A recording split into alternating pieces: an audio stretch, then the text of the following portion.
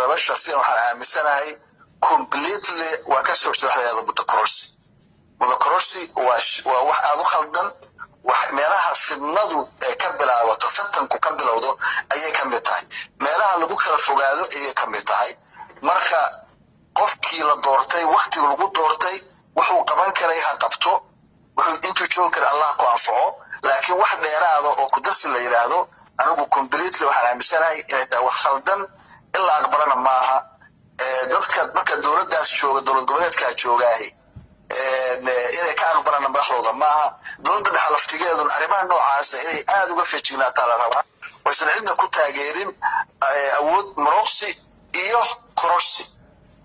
anigu ma qabo marka dhanka kalena ma qabo in fidna la abuuro kororsi awgi in la yiraahdo waa kororsaday